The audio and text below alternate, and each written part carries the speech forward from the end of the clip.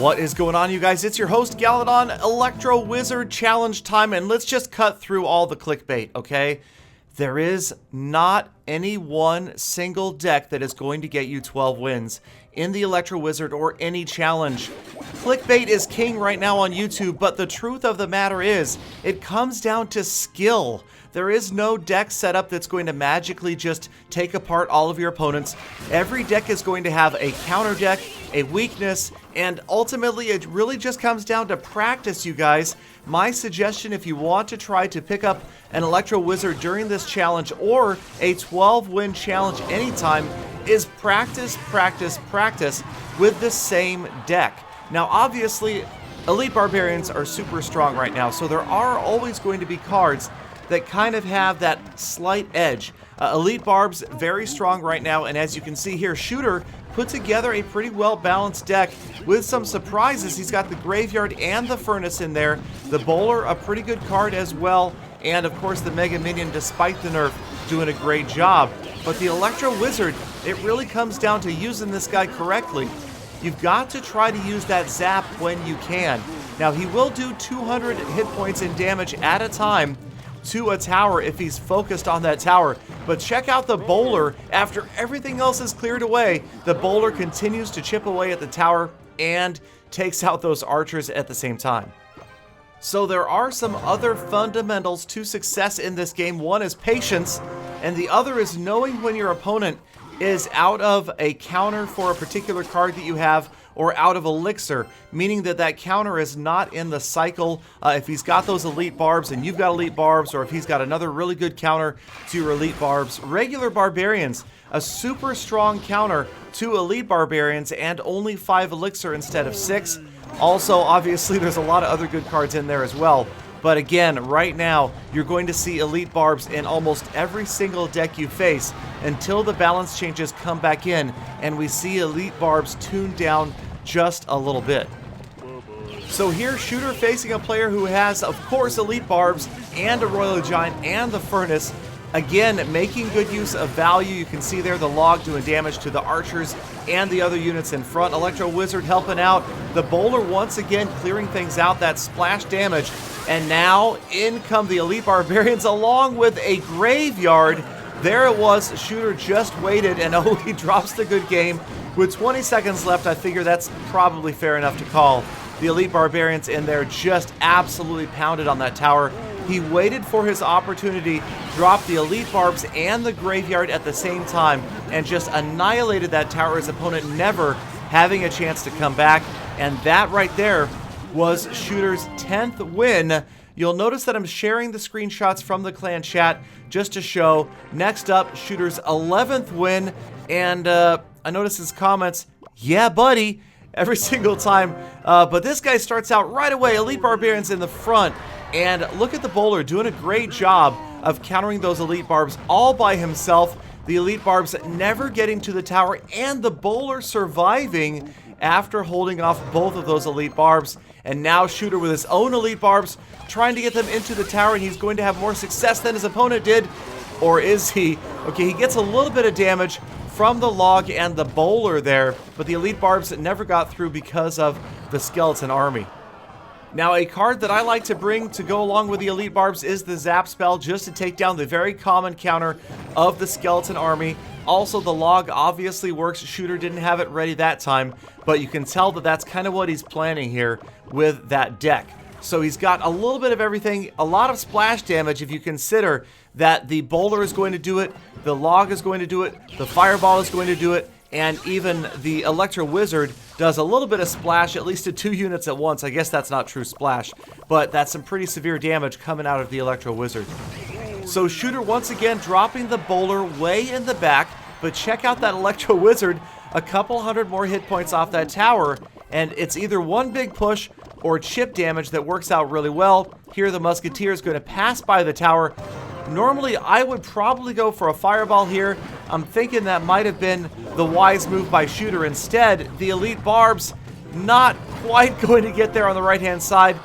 But I will tell you guys this, as I watch these battles right now, kind of breaking them down, my plan is to go in and practice this same deck of Shooters, because I know that he's won at least 2 or 3 challenges, 12-win Electro challenges with this deck. Electro Wizard 12, well, you know what I'm saying. Anyway, let's move on. Down to double elixir, shooter dropping the furnace. Again, the Electro Wizard doing a great job there, getting damage on the tower and on the musketeer. And let's wait for it. Now his opponent here dropping the Inferno Tower, probably not the best move. Really only would you ever want to drop an Inferno Tower like that if you're just absolutely forced to, if you have nothing else to put down. Otherwise, it is a very costly elixir move, especially if your opponent's coming down the other side, or he's got something that's not even going to have to deal with the Inferno Tower at all, like a graveyard. So the Elite Barbs, one more time, not getting through to the tower.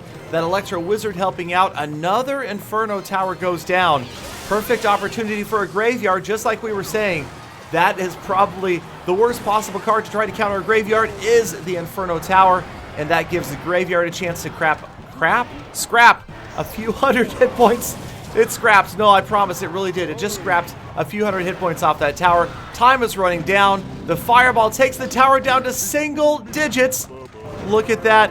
That's a single hit point. And one more rock from the bowler. Didn't get there. Come on, where is the end of this battle? One hit point forever. Here comes the log. That's going to do it. Good game. And shooter picks up his 11th win. All right, we are going to move on to win number 12. And again, it's all about studying the strategy of this deck. There is the screenshot. Yeah, buddy. Win number 12 for shooter. He picks up another Electro Wizard. Well, that one maybe not free, but 100 gems for a legendary card is a pretty good deal. So the Electro Wizard here showing that he doesn't always have to use his zap right away. Does a great job countering both the Mega Minion and the Fire Spirits that are coming out of that furnace. Now shooter trying to go for it with the Elite Barbs and the Electro Wizard, but quickly countered between the Fire Spirits, Fireball, and Ice Golem. Nobody even so much as touches the furnace, and that draws a well played out of shooter. Now you guys have to realize both of these guys likely at 11 wins, so probably pretty skilled players to get to that point without having lost 3 battles. So it's going to be tight, it's going to be tough, and both of these guys with relatively similar decks. You'll notice they both have the Log, the Mega Minion, the Furnace, and of course the Elite Barbarians. Just a couple of cards making the difference. And again, Shooter's Bowler working from the very back of the battlefield, going to help take out that Electro Wizard.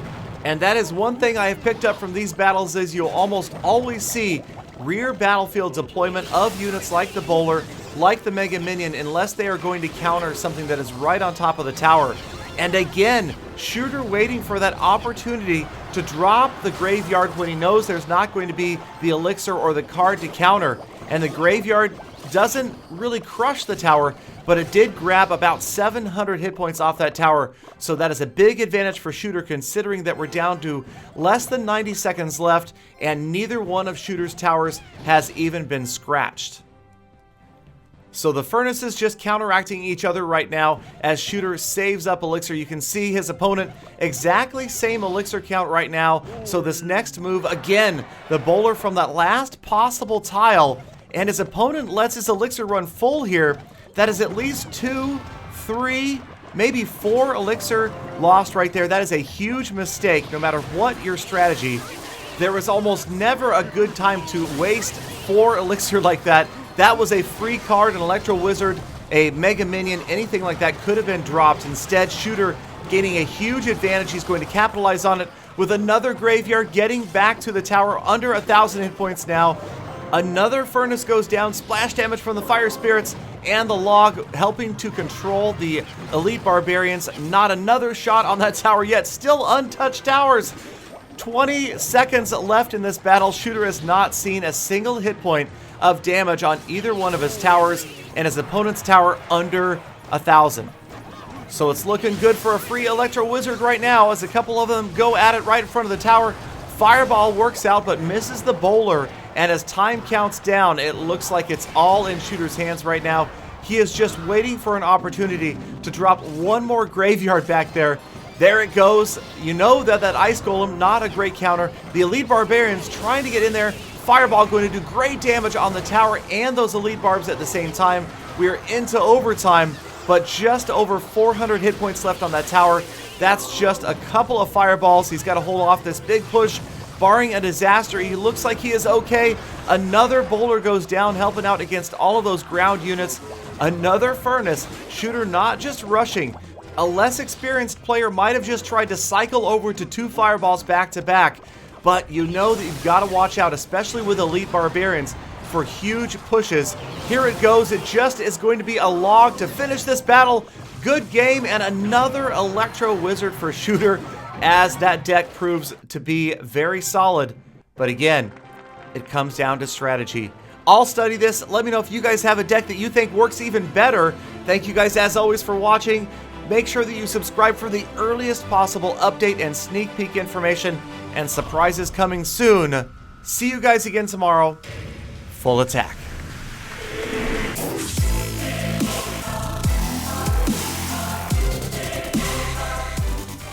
Galidon, what sort of surprises? Think the $17 surprises? That's right.